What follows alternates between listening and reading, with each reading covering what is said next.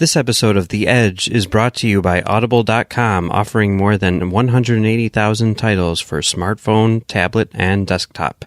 To get a free audiobook of your choice and help Trek.fm at the same time, visit audibletrial.com/trekfm.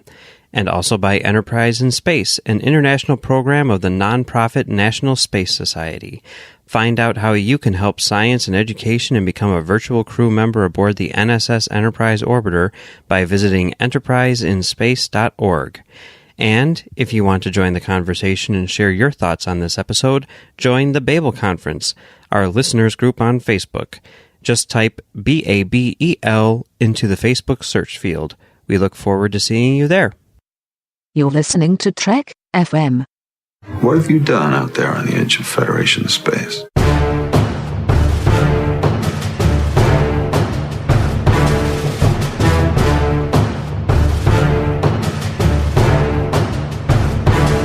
Welcome, listeners, to Postcards from the Edge. I am your host, Amy Nelson, and with me this week is Chris Tribuzio, associate producer on The Edge, Warp 5, and Earl Grey.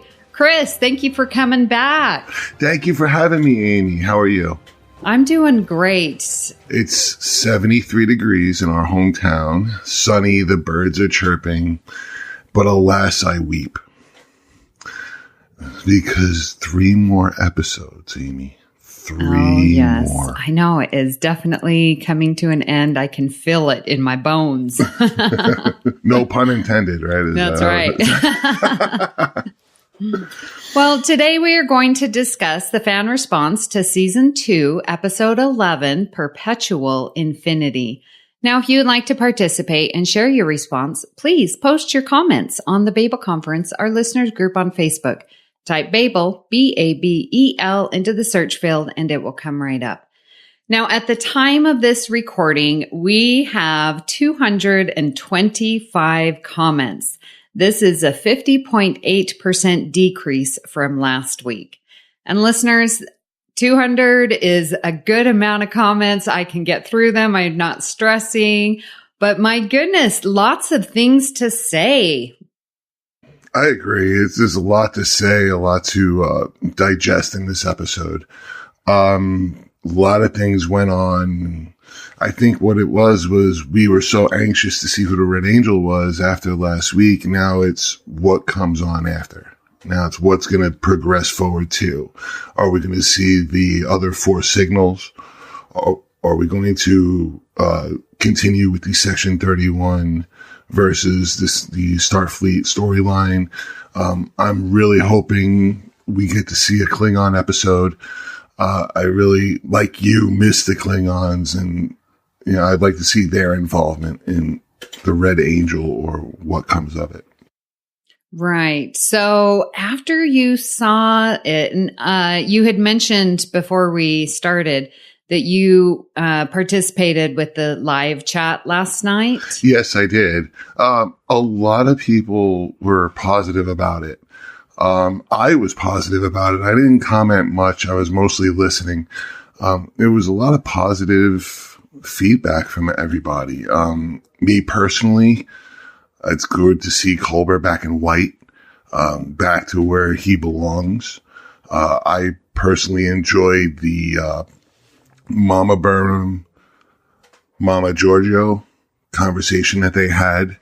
It kind of took me back to as if 2 parents or a step parent and a parent get together during that McDonald's meetup and they start talking to each other. It was the Mama Burnham and Burnham scene. That's another one that really tug on the heartstrings. But it kind of got me thinking. We always think if we knew in the future, if we knew what was going to go on in the future, do we want to know about it now? And that's it's almost like the writers are actually tapping into the mind of the viewer when they write this and they produce it. I don't know if I want to know what's in the future for me. I don't know if I want to know what the cards are. I mean, I'm happy laying out my cards now and deciding my own future. But there is that percentage of me that's like, just give me a little bit, but if it's enough, then it'll bait me to want more. That's how I took away from the episode. Right. Wow. Great thoughts there. Now, listeners, I'm going to have my thoughts on the main show. I'm very excited, but I will give you a little teaser. I loved this episode. I wasn't quite enamored with last week's episode. So this one, it's got me singing, and I'm very excited to talk more in depth on the main show. So let's get to the fan response. And Chris, you are the guest, so please start us off. Okay, just this one time. Thank you. All right, Mark Keller says, hey guys, that definitely requires a rewatch. I think time travel is going to be the only way to stop Control. I'm guessing Discovery will build a new Red Angel suit, and I'm sure the Klingons will play a part given the fondness for time crystals. Smiley face. I hope by the end of the season, Michael is reunited with her mother. It would be brutal for her to lose her mother twice. I think that's where they were going, because I think as a one-off character, I believe Mama Burnham was great, fantastic. It was kind of the anchor that Burnham was looking for, but it wasn't the reaction Burnham wanted. You know, times have changed. She's seen a lot. It's almost like PTSD for those that serve or have served in the military. They come back not as they once were. And I think that was a shock to Burnham's system. Right. Well, Rob Vaughn tweeted, what can I say? I'm not too sure how this is going to end. We know who the Red Angel is, and she no longer has the suit. The signals weren't her doing, and Control escaped. I'm lost. Sonequa Martin Green was tour de force. Thank you, Rob, for your comment. And yeah, I think being lost is part of the process of each of these seasons. Chris Hill writes, my initial thoughts. 1, great episode. It hits the notes. I feel the previous episode missed. 2, the interplay between Giorgio and Ash was amazing. I'm really hoping this is able to continue. 3, I'm hoping, maybe against hope, that Ash hasn't been infected by the nanites. 4, I'm so ready for next week. For questions and concerns. 1, I'm fearful that they're trying to write a Borg origin story. The Borg jumped the shark with the first contact, in my opinion. I don't really need an origin story when we don't even know canonically what happened to the creatures in Conspiracy. There was a lot of talk about that, or some comments about that on Live from the Edge, where they thought they were writing the Borg origin story. And we'll get to that later, because there are definitely some comments about that. Yeah, and I don't believe it's going to be one of those either. I'd much rather not see the Borg origin story. I'd much rather let it be and let them be the mystery that the Romulans were in the original series. Well, Maggie Shell writes, rewatch needed, like everyone else is saying. My initial thoughts. I love Michael and Spock so much. This felt like such a lovely continuation of all those forgiveness vibes. By the end of this, Michael definitely needed family with her, and he was there. In the same vein, I really appreciated that Amanda and Sarek were both featured in the flashbacks from Dr. Burnham, however briefly. I really thought Vogue was going to make an appearance there in the Tyler Leland fight, since I doubt that's something the AI would have been able to calculate to account for quickly.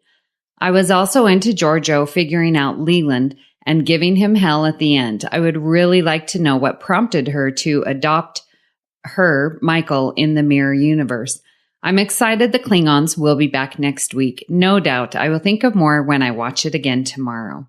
Well, thank you, Maggie, for your initial thoughts. And I'm right there with you. I really liked that we did get to see in those flashbacks Amanda and Sarek, and it just really made a more complete picture of Michael's family, and it was beautiful. Ricardo Redshirt writes, great episode. Discovery is certainly going to keep me on the edge of my seat for what's left of the season and probably next season too.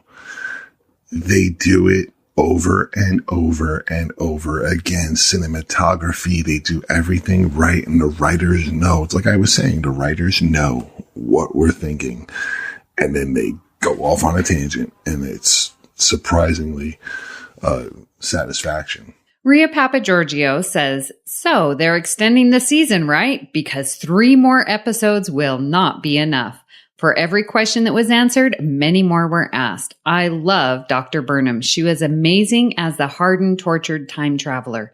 Yes, we've had another tear-soaked Michael scene, but that's mandatory. Is Michael's dad named Mike, by the way? Spock is still wearing the dress, but good to see Culber back in the white coat. Loved his words to Michael about her mother, how she's gone through something no one has ever has, and she may not be the same person. Spock looks good in a dress, by the way. So glad Tyler lives to see another day. People have been hard on his character, but I think there's a lot of depth there. Plus, I haven't had a crush this hard on a character since Chips. Okay, why didn't Burnham's mom just get back into the suit? Well, Rhea, you're just asking all the right questions. I commented also. I was like, yeah, how come she didn't get in? There was plenty of time for Dr. Burnham to get back, but great comment, so thank you. Karen Chupless writes, okay, I need to watch again. I'm going to admit up front, I let time stories kind of slide over me. But I love, again, all the Spock Burnham scenes and find the last one useful. And I love Burnham and Mom scenes were wonderful. I also love Michael a lot. But the main thing that got my attention was 950 years in the future, like Calypso. I need to watch again, but I swear it was 958 years post-Discovery. I think every comment starts, I need to watch again. and you know, I said the same thing. It's like, I need to watch again. I need to watch again. I need to watch again. And again, we get close to that Calypso bridge and we start finding, what Calypso is. Nicholas Anastasiou says, back on track with a fantastic episode after the Red Angel fell flat for me last week. Nick, I have to agree, it was flat for me as well. He continues, thank goodness stupid Leland is dead and gone. At least Control makes him a credible villain. I can't get enough of Ethan Peck's Spock. Every scene he is in is so wonderfully written and acted. I still feel Tyler is the weakest link on the show this season. He's just walking Deus Ex Machina plot device without any strong purpose in the story otherwise. Hopefully, the Klingons' return will help get him off Discovery, the ship, and the show. The time travel screen logic was a lot smoother, too, giving me just what I needed to believe where the plot was heading while letting the characters shine. All right, Nick. You and your fancy words. I hope I was able to, I just sort of pushed through there. Interesting that you don't like Tyler. I haven't heard too many people say that. Yeah, I don't think we know much about Tyler like we knew in the first season.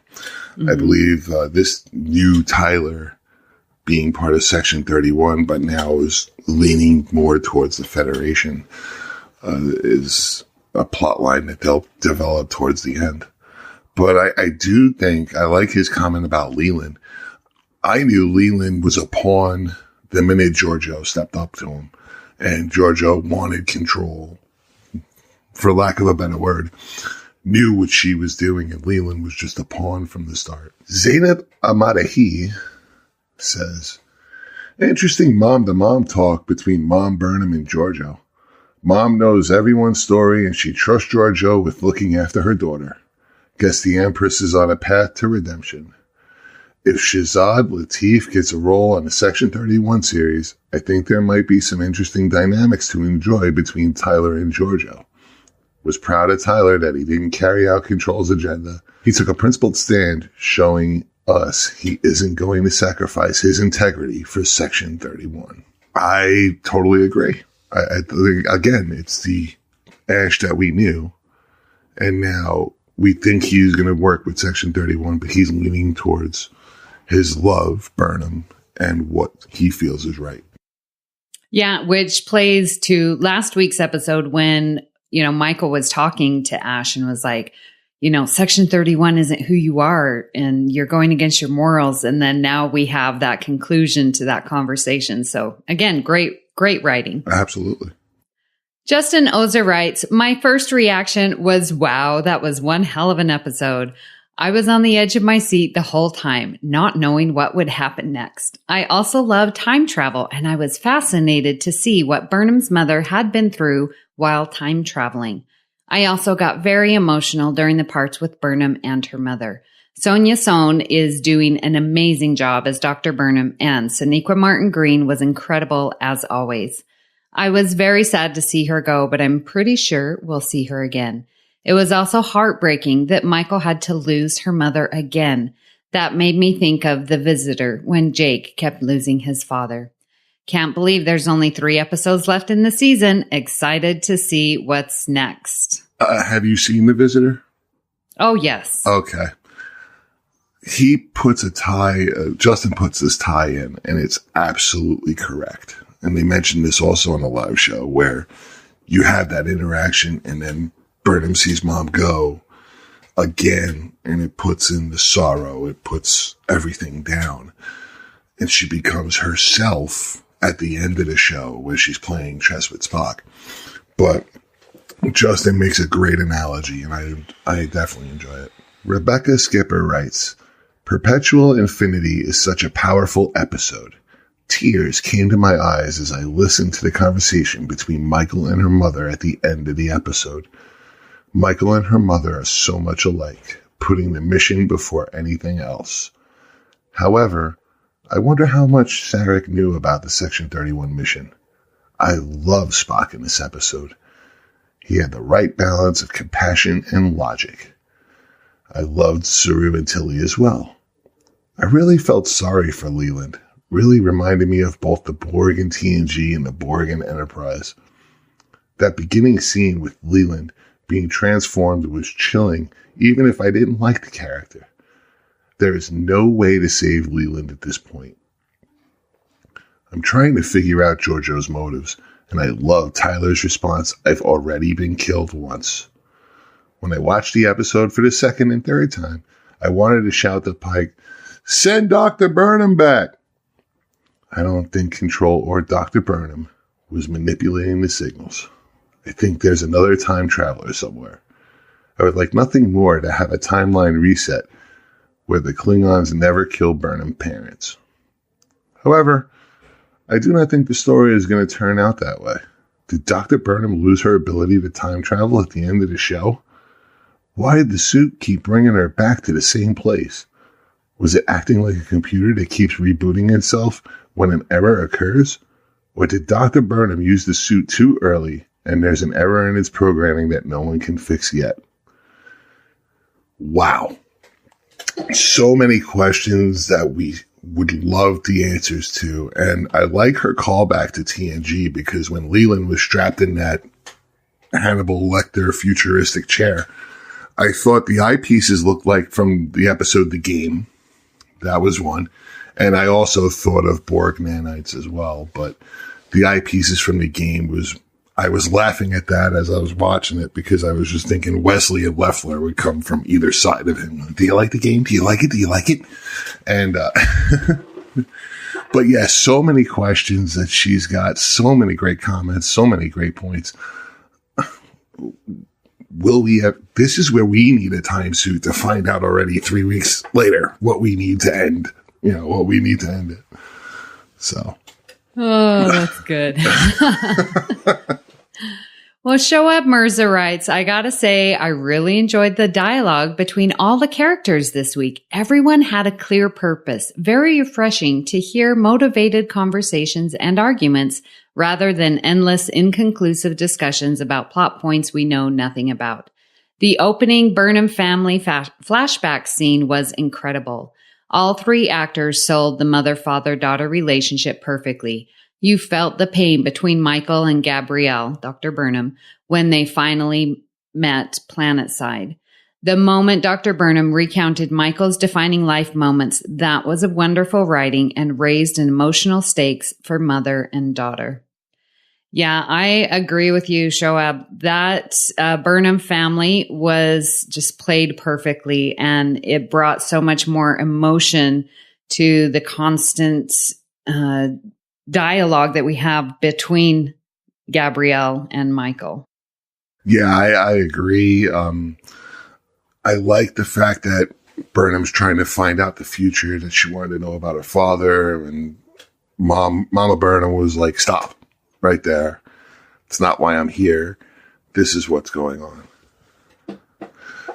Christian Alonso writes, Giorgio shines in this week's episode. As much as she's fighting it, she loves Burnham and gives me all the feels. And Sonequa gave another brilliant performance. You could see the hurt child in her. We've talked about it already. It's that episode really strikes a chord in you, really pulls on the heartstrings, puts you in her place. And Sonequa and the writers sell it every time. And I would be shocked if nobody gets an Emmy from any of the cast members, even the one-offs. I would be shocked if no one gets an Emmy for this series. Well, we know the Emmys don't really go towards sci-fi, so don't be too shocked. We'll just all cry in our corner. Absolutely. Well, Eric Schmitz writes, another awesome episode. What a run. Love Giorgio, Mum Burnham, Spock as always, Stamets, the action, the story. Wish Tyler had died a heroic death. All right, Eric. Wishing Tyler had died, but with the hero's send-off. Okay, interesting. I'm personally glad that he's still here. It's the hair, isn't it? It's the hair that's wishing he was still here. That's why. You don't have to lie. Yeah. No, I agree with this. I like this comment too. I don't wish he died. I like to see his transition back to Starfleet, back to where he loves and who he loves. Janessa Chihara writes, I'm going to have to rewatch the Calypso short trek now. This episode makes me wonder if Kraft and his people are the descendants of the Terralisium refugees. Dr. Burnham says that the people she rescued are doing well on Terralisium, although we don't know if that's 950 plus years from the show's present. Some of her mission logs appear to have been shot on Terralisium, and some life in the galaxy must continue to exist if she can take her chronosuit off to breathe normal air and sit by a campfire. Jumping into wildly speculative territory, the Calypso story takes place 50 years after Dr. Burnham's arrival at that timeline. What if Control had been defeated and the Vidreish, a reactionary separatist group out to reclaim the old glories of Earth and the Federation? It's been stated by the writing staff that Vidreish is Federation, but the word has changed pronunciation over the centuries. Except they only have bits and pieces of the past to work with, kind of like trying to rebuild a civilization from a single volume of an encyclopedia that's been through a wood chipper and then partly set on fire. For instance, the Vidreish finally find some Betty Boop cartoons and, not understanding the context, attempt to indoctrinate Kraft with them. It was stated that Kraft's world was far away from Discovery's relative position, and we also knew Terralisium is very far from the Federation territory in the 23rd century. So, what if? Wow. Janessa, I love this comment and I love your what if scenario. And I didn't know that about Vidreish, but Federation. So, and I love right now, so many people are commenting about Calypso. Like, oh, it's about time. I'm so glad you talked because I had to catch my breath after reading all that. It's again, great comments. I love her what if scenarios and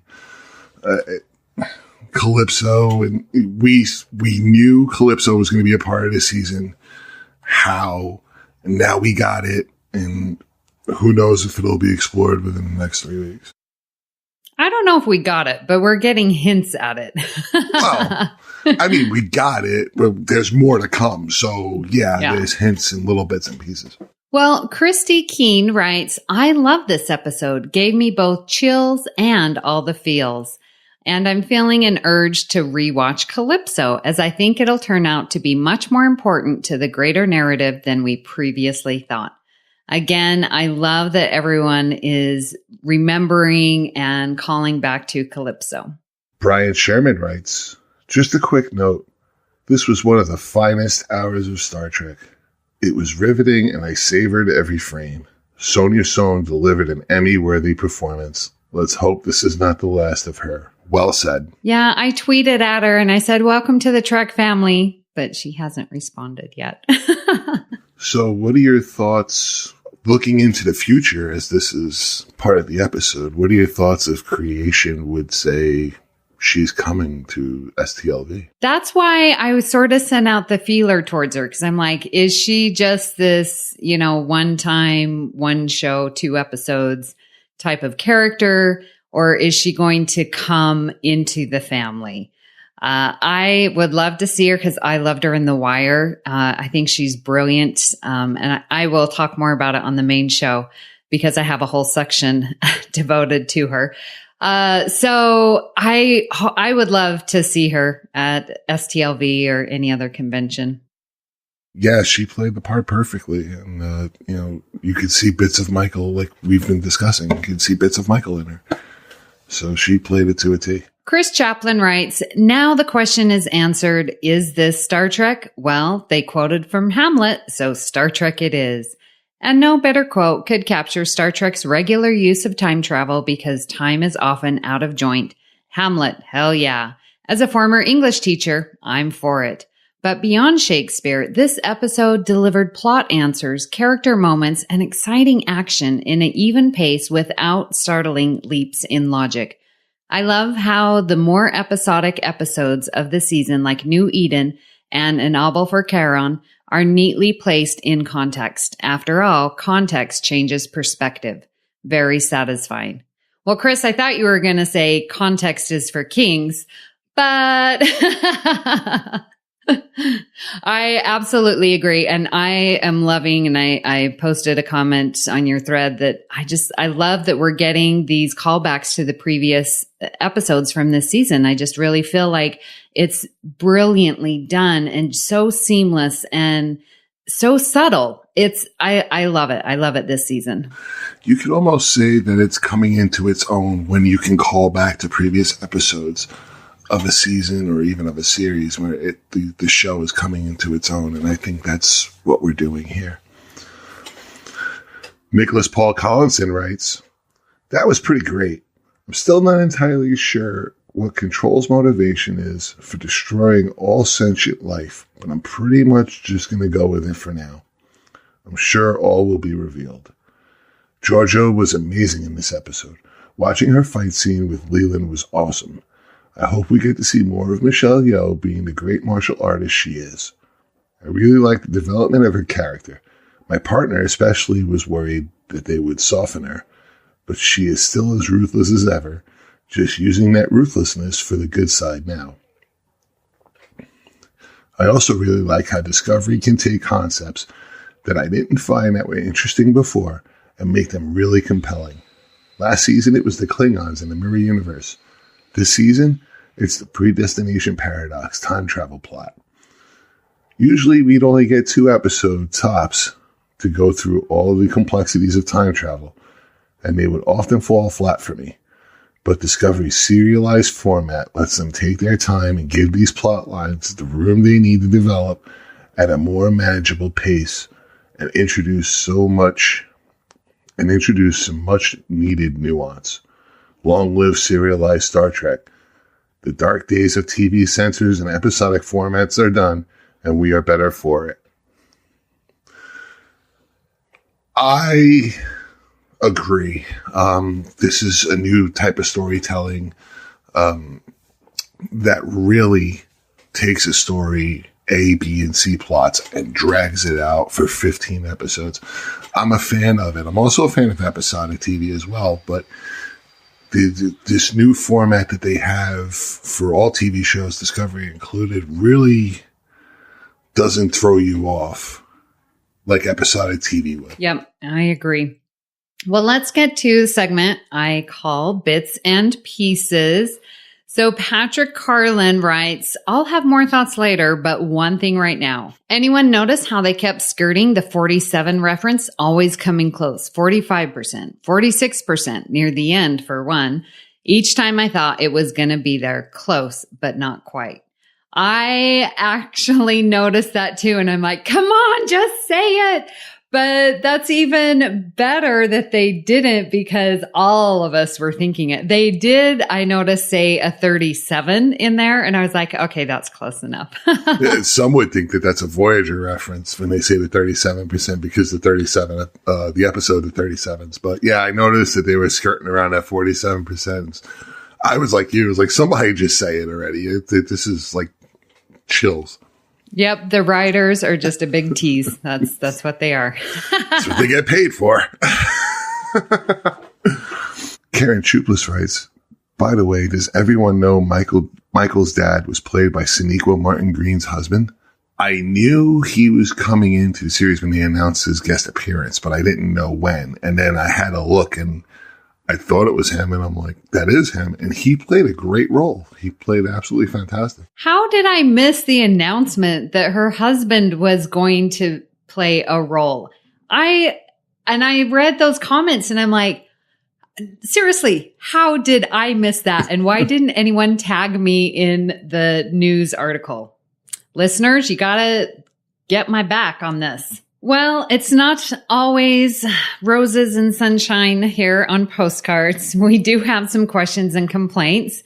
Let's get to the questions. Chris, why don't you start us off with the first one? Frosty Winnipeg writes, Ash left the ship, but he did not warn the crew that Leland is not Leland anymore.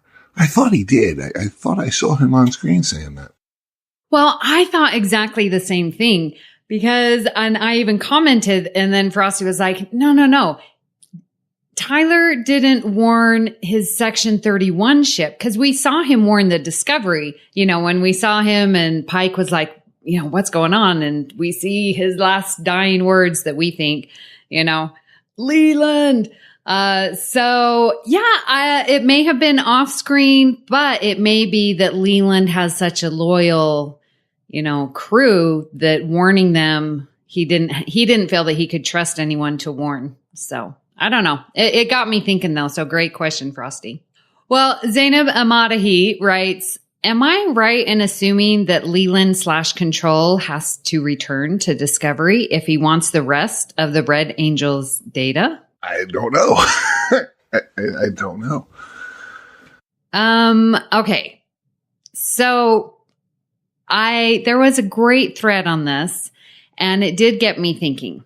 It depends on if Leland got the data, because we know it was 53%. Yes. So we know he has 53%, but how was that retrieved? Was it a copy of the data, or was it downloaded and taken? Which means, so I think that really matters, because if it's a copy, then the time crystal has 100% of the sphere data. If it wasn't, then that means the time crystal only has 43% or 47. No. 47. No. 47%. Yeah, 47%. There's that 47 there's again. 47. I said it and I thought that can't be right. And so then the time crystal, only has that portion. Or does Discovery still have all of it and has the 100%? And so is Section 31 ship going to be coming after Discovery for the remaining, even though it still has 100%? So the whole line of how they got that download is very interesting, because it's sometimes weird. I'm sorry I'm going off on a tangent, but it really got me thinking, Zainab. When sometimes on my computer, if I move a file, it will delete from where it was and put it in the place where I want. And I haven't figured out which is which, but sometimes if I move a file, it still has a copy at the original place and now a new copy in that new location. So that's what got me thinking. I don't know where this sphere data is now. I would like to think what you said about it being removed from the device and being put on, and you have that extra 47% because it gives them something to get. Or how much damage can they do with that 53% already? Do they actually need that 47%? It's needs and wants and wibbly wobbly, timey wimey. I don't know. It's one of those things. Larry Selvage Jr. writes, so if Dr. Burnham was not the one in the Red Angel suit that sent the signals, moved to church, then who did? Was Tilly actually correct when she said the readings indicated Michael was in the suit? I don't know. It's like Culber said, there's DNA and mitochondrial DNA that mistaken Michael for Dr. Burnham. But I tend to think Dr. Burnham was the one in the suit the whole time. I think there's warnings that were sent out being maternal, I guess, looking out for her daughter. Well, and the fact that, she says that she was there on Vulcan when the monsters attacked, and, that's when Spock saw her. So, yeah, very interesting, though. Well, Caspelita Thompson says, oh, my other question, how can a static data file protect itself? A data file is not a program. Well, interesting. I was sort of in my mind thinking, well, this data file had so much that that's the transformation that it's making to become sentient, to become AI. So in my mind, it was just the first step of, okay, here's my data. I need to protect it.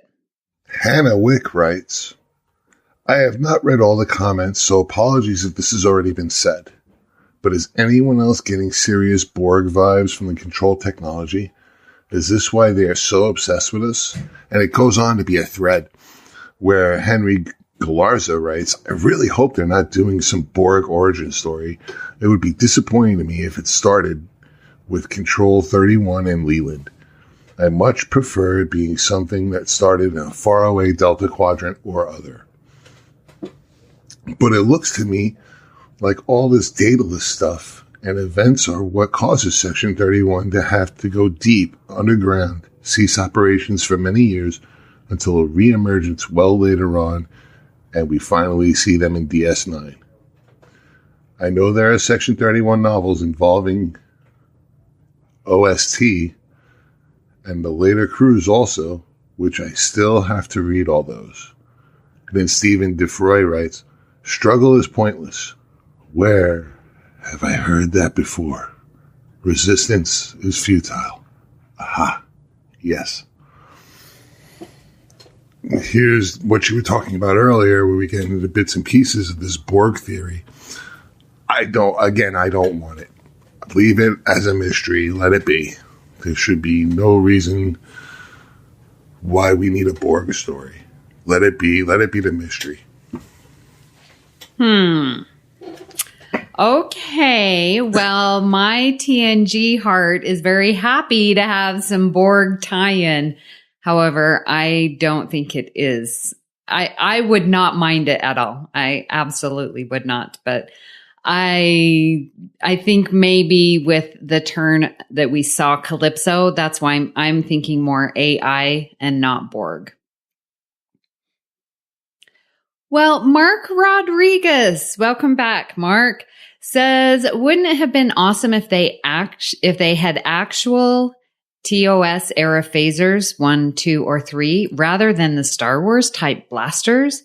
TOS era phasers that fire a stream of energy that can be sustained on a target until it's disintegrated.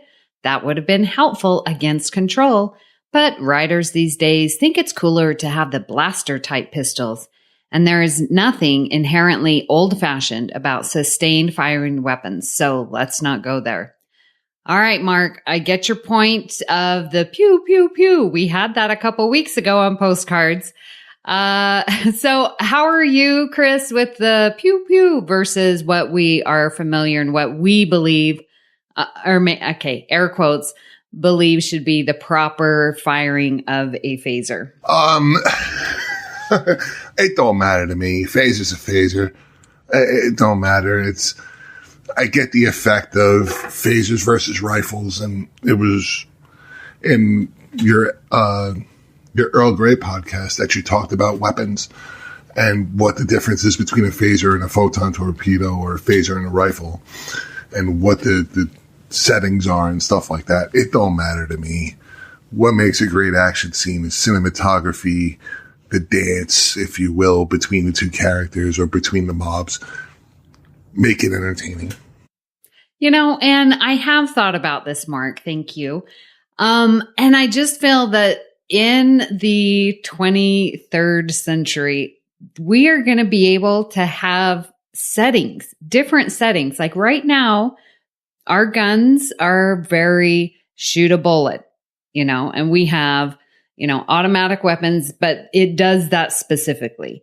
So I think in the future, we're going to be able to switch back and forth and decide which type of firing we want to happen. I mean, we see Leland pick up that rifle and he does that steady stream at the force field where Dr. Burnham is. So I saw that and I was like, oh, he's now making a conscious effort. He switched the settings and now we're going full stream. Haha. Yeah, I noticed the rifle too. As a matter of fact, I had to figure out where Leland got the rifle from. And then you mentioned the steady stream to get in there. So Reese Morgan writes, generally a decent episode with an interesting plot. However, there are various things that stunned my enjoyment. The Red Angel suit is merely mid-23rd century Trek technology, but can transport a church full of people across a galaxy? Come on. Sinequa's acting reminds me of a child trying to overact every line to compete with other kids in a school play. Spock utters the line, I like science, which would be more accurate if it were, I like magic. Not one line of Trek babble was science or science fiction.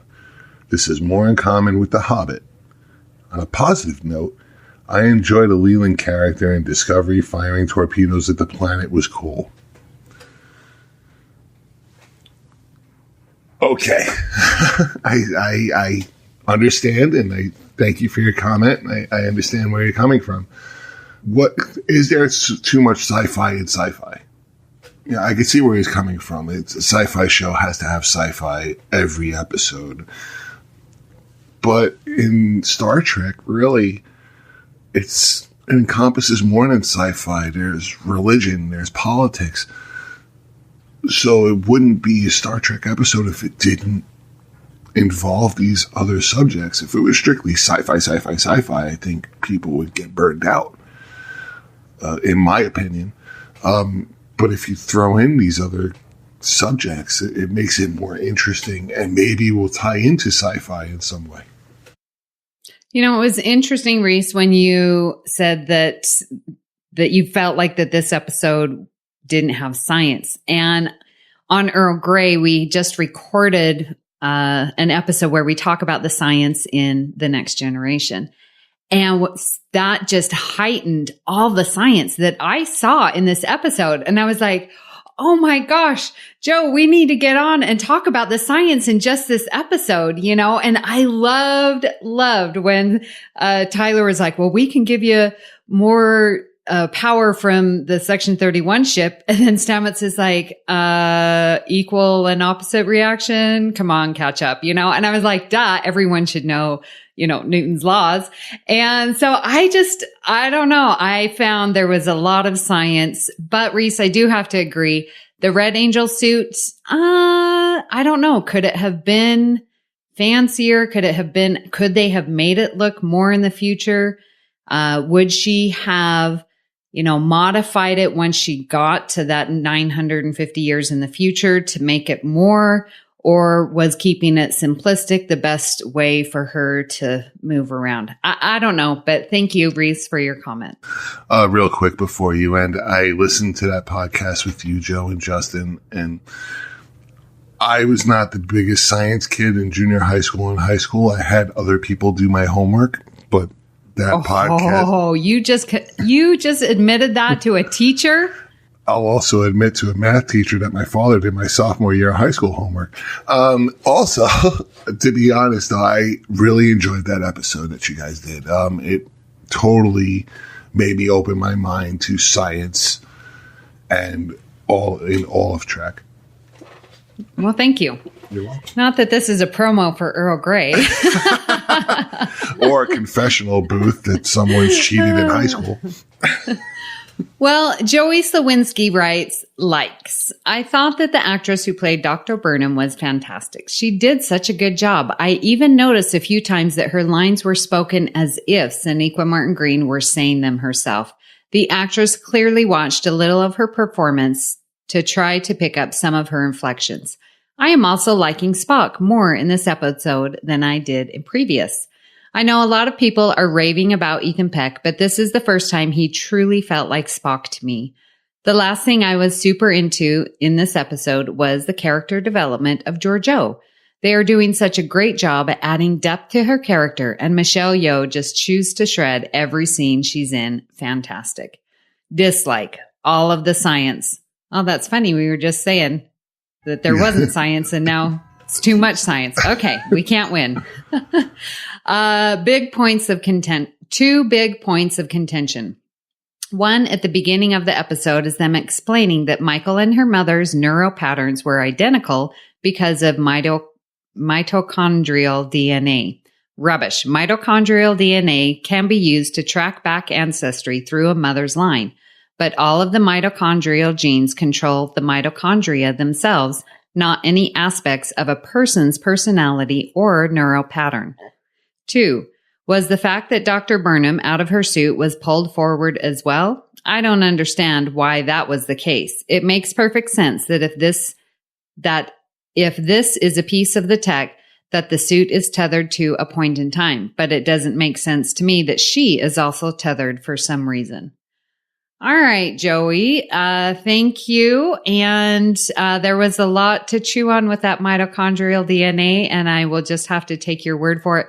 However, I was very suspicious when they said, last week or, 2 weeks ago, that it's 100% match. And I'm like, no, there's not going to be 100% match. So I am with you on that, doubting that whole science of that.